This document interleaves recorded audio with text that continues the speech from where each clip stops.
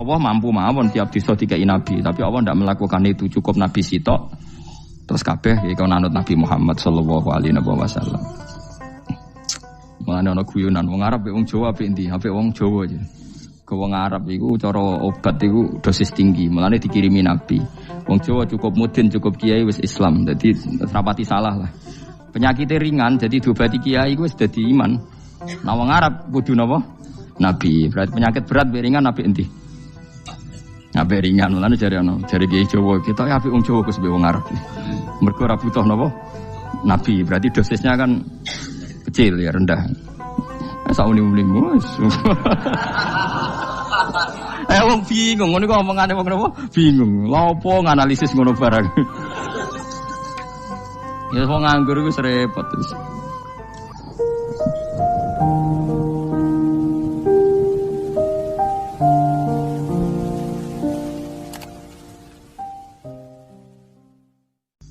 Soale batik wong Yogyakarta, wah batik nasional, berarti wong batik wong Indonesia, anak batik ra wong Indonesia.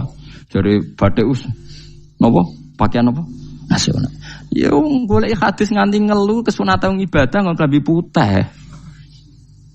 Ora ana kesunatan ibadah nggo klambi napa? Batik. Tapi nek kowe wong alim ben diarani klambi putih gak wajib, kudu kadang-kadang nganggo batik, nggo nunjukno nek nganggo putih iku. Saya tuh seingat saya belum pernah ngaji gak pakai baju putih. Karena pikiranku sudah sering ditanya, Gus kowe wong alim ora tau joban. Nah joban koyo wong Arab. Nak batik kesane kok ora sunah Rasul seneng putih, setengah-tengah nganggo hem putih wis sunah Rasul tapi tetep Indonesia. Wis tak pikir nonton. Lah rugen ra mikir nganggo batik. Tapi itu tadi saya masih husnudzon. Jika jadi tren nganggo klambi hem putih dianggap wajib, harus ada yang pakai batik untuk menunjukkan kalau ndak wajib. Lah mungkin dia termasuk begitu melok. Makome dekne iku wis nglurusno. Itu ndak tahu saya kalau. Oh itu berarti sudah tinggi, kelasnya sudah tinggi. Jadi menurut saya tengah-tengah ya pakai hem putih kalau sholat. Tengah-tengahnya adalah nak jubah terlalu Arab. Nak batik be Nabi ngendikan kesunatane ibadah itu pakai putih. Nganggo mori kok wong mati ya sudah hem, ya sudah tengah-tengah. Menurut saya, sama ndak harus ikut saya. Tapi jika itu dianggap wajib, kadang-kadang jangan pakai putih. Seperti Jabir bin Abdullah itu terang-terangan, sama tak ceritani. Dulu ketika Jabir bin Abdullah sahabat yang terkenal itu Jabir itu termasuk minas sabiqin al-awwalin itu. Jabir itu sholat di masjid itu bajunya dicopot. Terus sarongan itu dicancang di gulu. Kayak wong kuno-kuno. Sarongan sitok dicancang di gulu.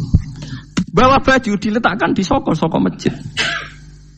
Setelah itu orang tabiin melihat dia secara sinis. Tabiin itu generasi setelah sahabat. Marah-marah ketika dimaki, masa engkau sahabatnya Nabi sholat Bisau bin Wahid pakai baju satu dicancang bisa. Terus Jabir mulai cerita. Kamu jangan bilang pakai serban itu sunat. Kamu jangan bilang pakai jubah sunat. Bagaimanapun menjadi sunat karena kamu punya. Sehingga kamu bilang sunat karena kamu punya. Dulu kita zaman Rasulullah masih hidup, kita semua itu tidak punya baju, punyanya satu. Sehingga Nabi tidak berani mensunatkan pakai baju dua, kesunatan serban. Karena kita hanya punya pakai baju satu. Kita harus mikir bagaimanapun di antara kesunatan itu karena kita mampu. Setelah tidak mampu, tidak ada sunat. Terus Jabir mulai marah-marah, termasuk yang diceritakan. Kalau kamu bungkus orang mati gimana? Ya tak bungkus utuh sampai sikil bedasi raketok. Ya kan ya, nah ini orang mati dibungkus sempurna tuh. Nanti kok pepes itu ya dibungkus, terus bariku lagi dibuka raine ya mus. Sing mudin-mudin rai ya. Terus Jabir cerita. Cara kowe wajib ta ora jare Jabir? Nggih wajib. Ya wajib mergo iso. Terus dia cerita, dulu Sayyid Hamzah, dulu bapak saya Abdullah, Jabir bin Abdullah. Itu saking gak adanya baju.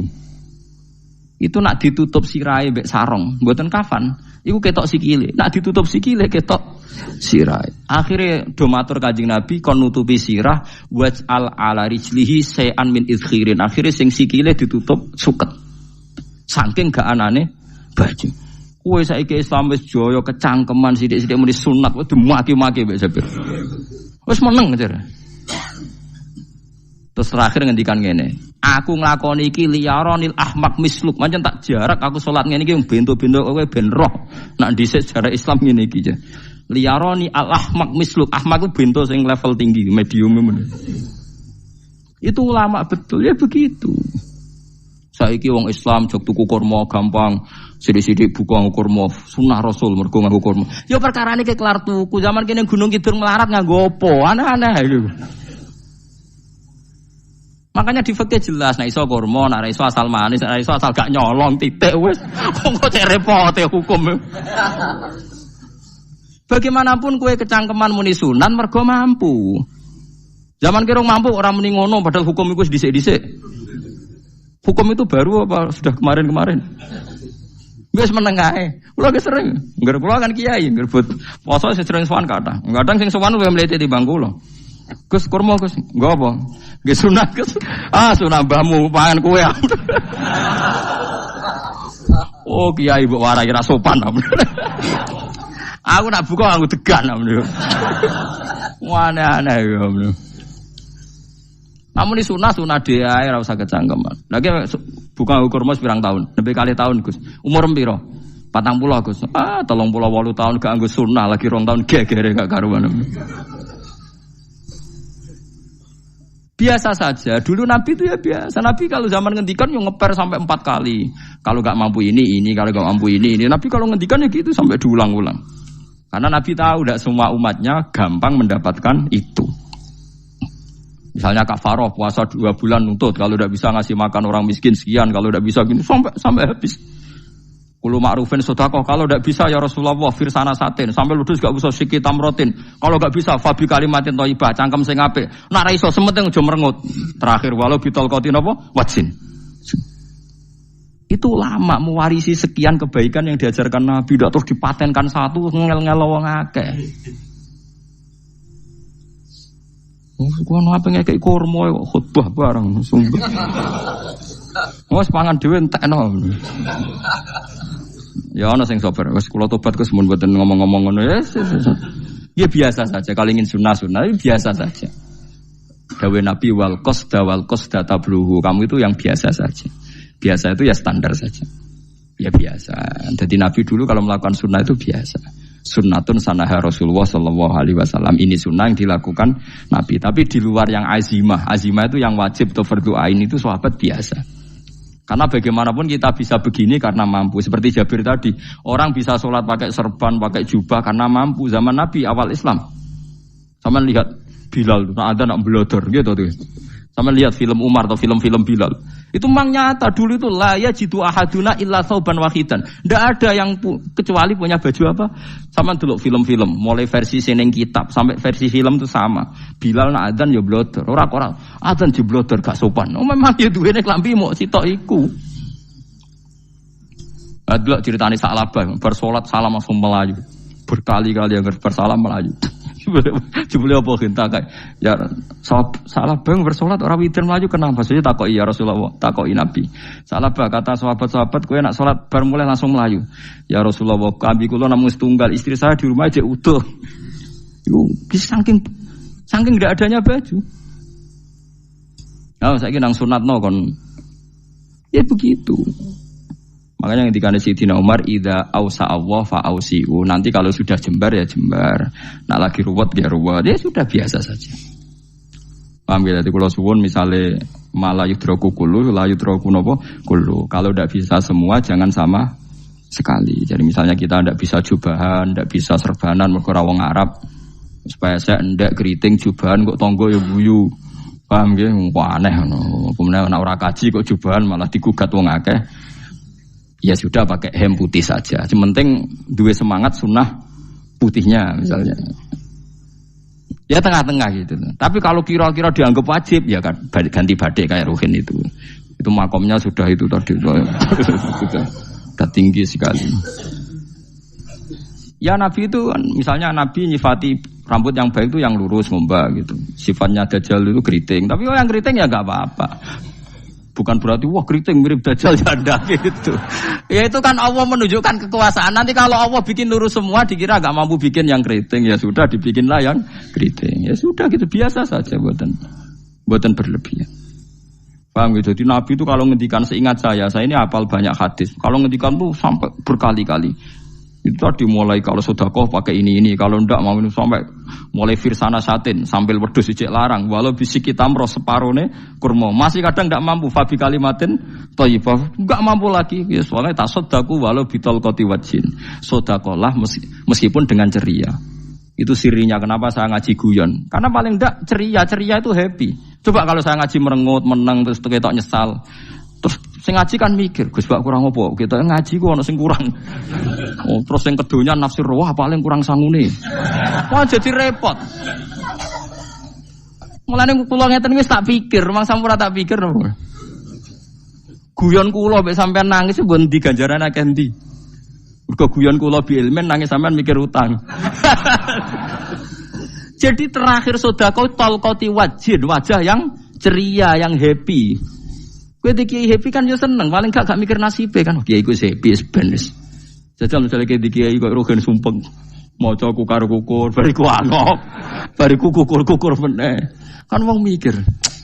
Wayahe tanggale bayar apa piye kredite. Waduh. Apa wayahe ditarik sepeda motor kan orang terus menafsirkan macam-macam. Sing elek sing wong alim mulai nafsiri paling tertipe ra iso. Wah, paling elek. Ya nak wong alim kan ana ukur-ukur mesti nak sing suudon kan paling macane bingung terkipe ngono. Ya macam-macam lah sesuai asumsi napa. Jadi kula suwun sama nak dadi kiai nak ra iso sedekah macamnya terakhir ceria. Mergo Nabi ngendikane terakhir tasaddaku walau bitol qoti wajhin. Bersedekahlah meskipun dengan keceriaan napa muka atau wajah. Namun kula itu Nabi diulang-ulang. Jadi kalau ngendikan tuh diulang-ulang.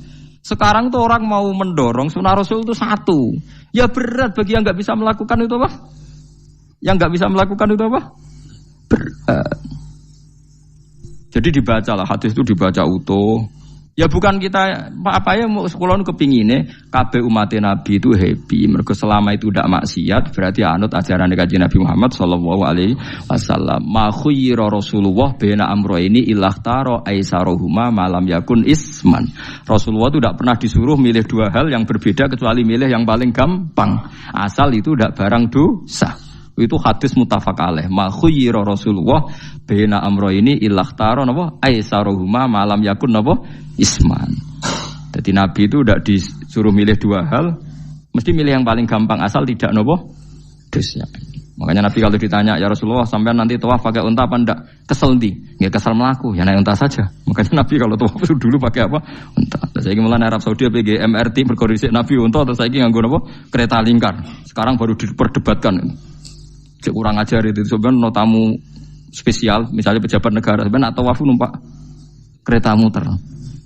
Diarani rasa dhisik Nabi numpak unta, diarani sah cek kurang ajar ning dhuwur. Terus sampai angop-angop terus tawaf.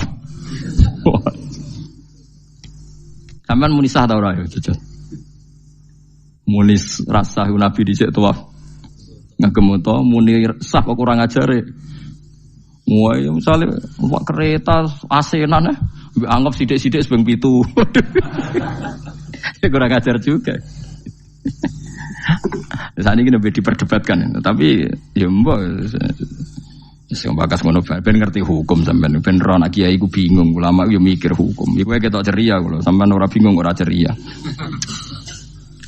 Fa aba mongko mo sapa aksarun nasi sapa akeh manusa mo ila kufuron kecuali ngafirin nikmate Allah juhudan tegese ingkar li nikmati maring nikmat haitsu qalu sekirane ngucap sapa kufar mutir nabi nawi kada mutir nadien kaeringi udan kita binawi kada sebab posisi bintang sing ngene iki walau syi'na la ba'atna fi kulli qaryatin nadhira walau syi'na umpama ngersakno ingsun Allah la ba'atna yektine nugasno ingsun utawa ngutus ingsun fi kulli qaryatin ing dalam saben-saben daerah desa nadhiron ing wong sing ngelingno.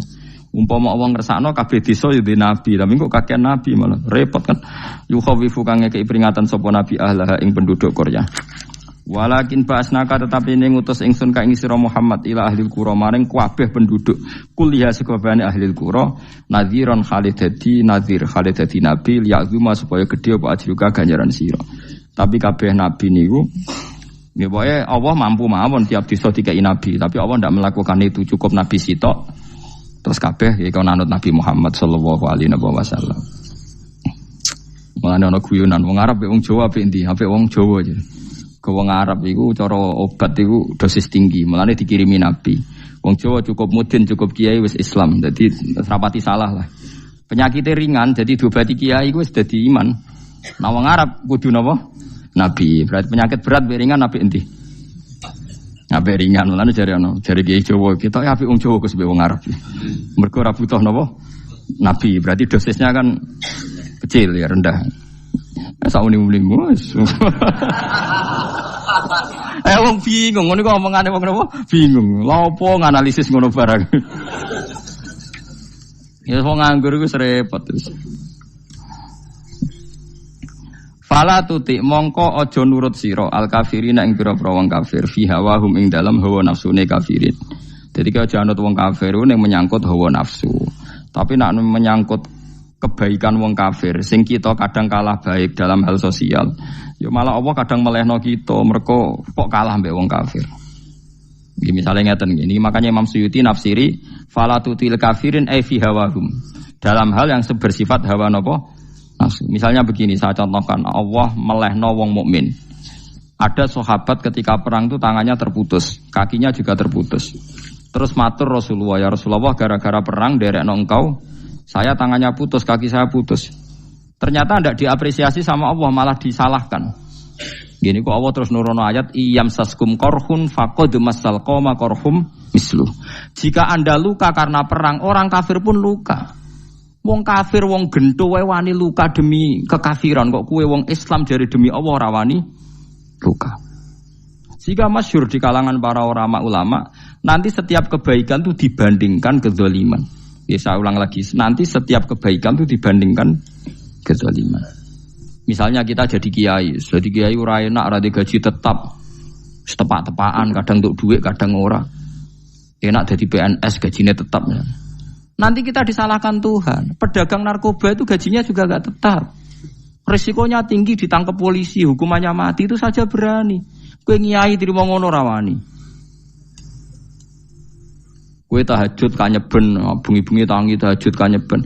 Tukang maling ayam bengi-bengi tangi nyolong. Risikonya tinggi ya anyep wani. Jadi nanti kowe di depan Tuhan dimaki-maki, kesalehan kita akan dibandingkan kezaliman. Lan ana wong saleh diutangi dhuwit ora oleh medhit, sebenarnya dibandingno. Maling mbek maling utang-utangan, wong saleh ora utang-utangan. Ya memang begitu.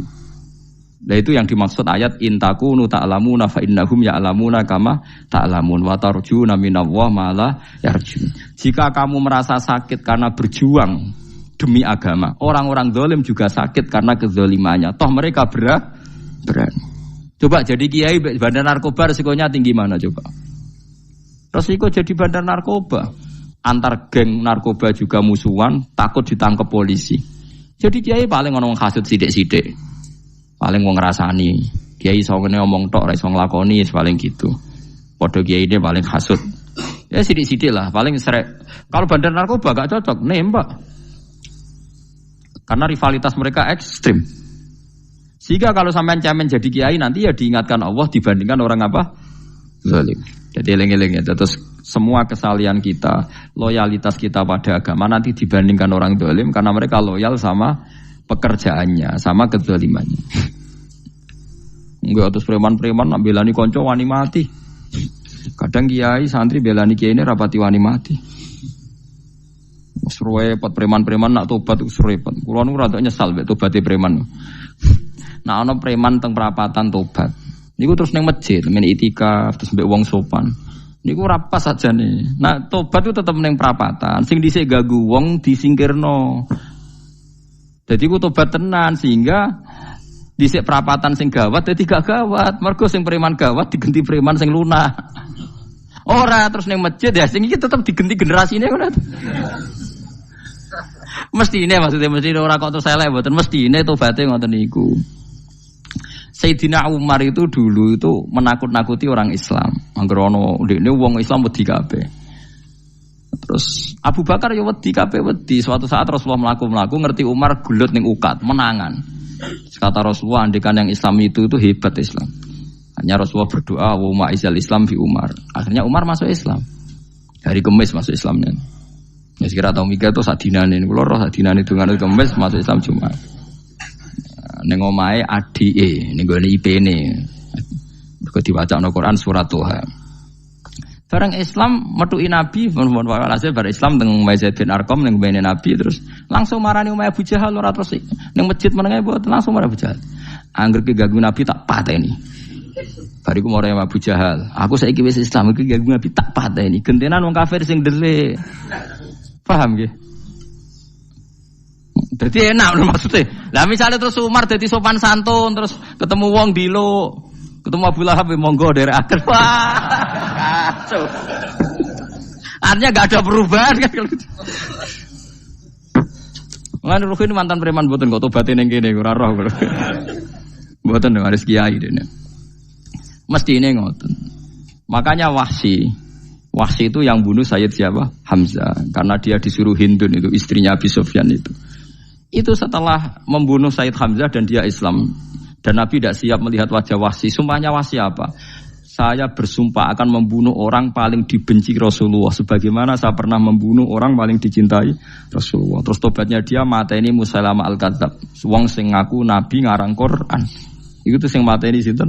Wahsy. Jadi Wahsy sebagaimana aku pernah membunuh orang paling dicintai Rasulullah. Tobat saya membunuh orang paling dibenci Rasulullah. Nah, misalnya terus Wahsy tobat, terus sampean nyapu masjid, terus gak duwe selera tarung. Zaman kafir tarungnya tenanan, bareng Islam menyapu masjid. Bariku ngiseni jedinge, terus bareng tidak perang wedi wae repot. Ya niku ide kula tapi ora kudu nglakoni. Nek mau cerita ilmu, sampeyan ora kudu nglakoni. Ya tugale wong preman brah-brah. Blojo narkoba entek akeh dilakoni, nggo judi diakoni. Sewengi orang preman itu kalau judi 2 juta 3 juta loh. Bareng tobat ngoboni masjid 10.000. Padahal dunyane jek akeh. Mestine tobat yo. Saya zaman judi semalam 3 juta. Sekarang kalau pengajian atau ke masjid semalam 3 juta 100 lah minimal diluwai. Ora ya malah pas tobat nglebokno amplop masjid yo 10.000, kadang 2.000. Repot-repot. Tapi ya apik tobat, mesti cerita. Tidak begitu, mestinya berbanding. Paham nek sampean takok tobat itu cara ulama nggih ngoten niku berbanding. Mulane riyen Khalid bin Walid itu jadi panglima perang Islam itu. Saya masih ingat makalahnya Khalid bin Walid, fakama anni aktsartul qatla fi kufri aktsartul qatla fi islami. Dulu ketika saya kafir adalah sangat banyak membunuh orang Islam. Perang Uhud kalah itu karena panglima orang kafir adalah Khalid. Dia cakap sekali dalam ngatur strategi perang. So Khalid itu utek elek kan, pikirannya ala sahabat yang menuso ruhin es kayak wong wedok ambek apa jenenge ghanimah mesti medun. Sahabat ora kabeh kaya aku kan ono kaya kue barang macam-macam. Gunung Uhud itu dhuwure mok sak musolane iki jamira Gunung Uhud kaya Merapi niku mboten. Nah kaya Merapi amanah ning dhuwur tetep ra kenek, meleyang to. Jadi Gunung Uhud itu dhuwure mok sak musolane mbok dhuwur putih. Wong kula nate mriko bolak-balik kan gak bisa nek urung tahu. Kula kaya wong India dadi melok itikaf teng gunung lho. Uhud. Mbok piye dalile mbok ya ora roh. Lah itu Khalid bin Walid pinter, dia ketika kalah itu muter ke belakang terus ghanimah itu dilepas. Ya dulu itu dalam perang dulu tuh ghanimah itu kan perempuan sama apa? Ya sama barang-barang itu. Ketika dilepas itu dianggap sudah mengaku kalah. Ada sahabat yang ruhin itu udah akabir sahabat, ada sahabat papan atas, sahabat yang seperti itulah. Sahabat kebanyakan turun ternyata Khalid itu muter terus naik dari belakang. Pas sahabat turun, dia naik dari apa? Yo penak karek mana iko dhuwur, itu akhirnya kalah. Itu ya gara-gara strategi ini Khalid bin Walid. Nah terus dia bersumpah, saya bersumpah semua kecerdasan saya, semua kecanggihan saya akan saya gunakan untuk membela Islam. Ini kelimake itu di perang Tabuk, di perang Yarmuk, di perang Tabuk. Itu di panglimani siapa saja yang ditunjuk Nabi itu kalah. Termasuk Ja'far bin Abi Thalib itu padahal panglima yang ditunjuk Nabi. Usamah ya kalah. Abdullah ya kalah. Semua yang ditunjuk Nabi itu mati semua. Akhirnya panglima diambil siapa? Khalid. Taruh saja gini strateginya. Anggap saja Arab itu padang pasir. Tidak sampean biar tahu bahwa orang soleh yang cerdas itu banyak. Jangan kira soleh itu tidak butuh kecerdasan, butuh. Arab itu kan padang pasir. Ngono jelas gini, gambarannya apa? Padang pasir. Itu kalau perang itu kan taruh saja orang Islam itu 3.000 musuhnya 10.000. Memang kejadiannya gitu, 3.000 musuh 10.000. Itu kan berbanding berapa itu? 30 ya? 1 banding 3 ya? Nah itu dulu, pasukan-pasukan Islam dulu itu sama-sama seperti soft sholat. Jadi memanjang. Ya akhirnya perang itu kelihatan sekali mana yang sedikit, mana yang banyak. Habis Khalid strateginya dirubah. 100 orang di depan, anggap saja gitu. Pokoknya tak kayak gambaran coro Jawa paling gampang. Lagi maca kitabnya malah bingung loh. 100 pasukan kuda yang di depan itu disuruh negarkan kuda. Disebut fal mughirati subha itu. Yang itu wal adiyati napa? Dobha fal mughirati subha itu. Jadi pokoknya anggap seperti itu. Fal muriyati apa? Qadha itu. Kuda yang 100 di depan disuruh menegarkan. Pokoknya kon gerak sehingga debu itu banyak bertebangan. Terus pasukan yang 3.000 itu disuruh memanjang. Memanjang sepanjang-panjangnya. Karena di depan ini ada tegaran kuda tadi, orang kafir yang di sana itu melihatnya ada bantuan datang baru. Wih, pasukan Islam toko wakil, panjang lagi. Dikira jumlahnya itu sampai 50.000 lebih. Paham sih kalau maksudnya? Sehingga wong kafir melaju perkara ini tidak mungkin kita tandingi. Orang Islam dapat bantuan baru, padahal ya wongnya podo. Mau baris setok dirubah.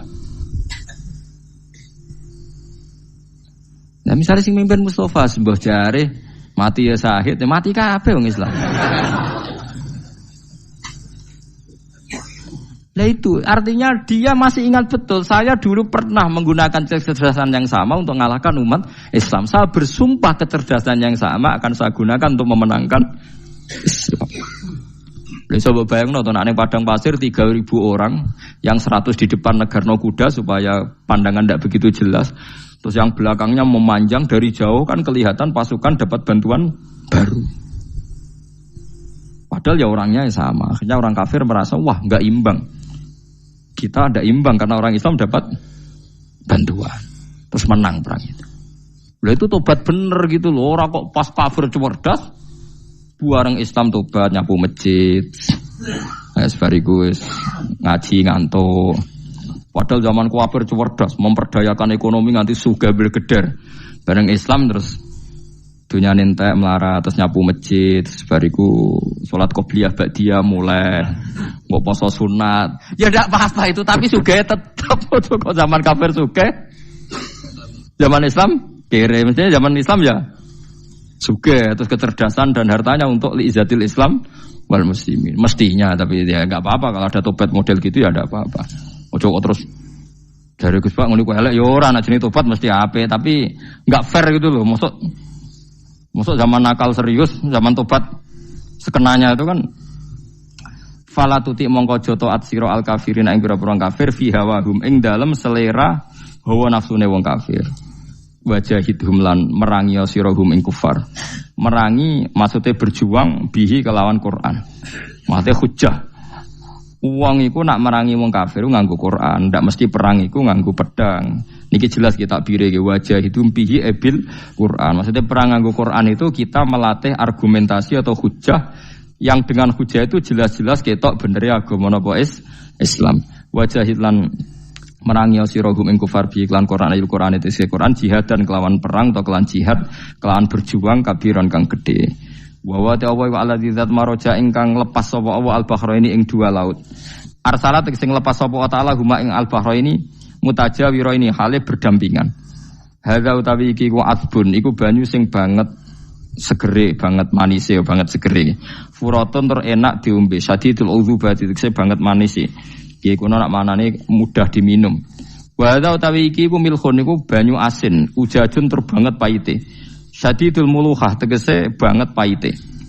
Tapi wasemono sungai sing gampang diminum. Misalnya sungai Komerapi sing napa gampang diminum maksudnya mboten pahit. Ketemu laut sing banget paite meskipun banget asine. Allah hakikate gawe wajah alalan gawe sapa Allah taala bainahuma antarane banyu sing napa tawar lan banyu sing asin. Allah gawe barzakhon ing pemisah. Hajizan tegese pemisah. Kita ndak tahu pemisahnya piye, pokoknya akeh sing cerita banyak di tengah laut itu air napa tawar. Layah tali itu ora campur apa hadu masalah sijine banyu asin lan banyu tawar bil akhir iklan sing liya. Mergo wonten apa hajiz, wonten apa hajiz, ana pembatas. Wa hijron lan tegese pembatas, mahjuron kang iso nglindungi. Sitron tegese tutup. Mamnu'an kang iso den cegah bi sebab anane sitru. Sebab anane pembatas apa ikhtilatuhuma, apa campure banyu asin lan banyu tawar. Alami wa waladi.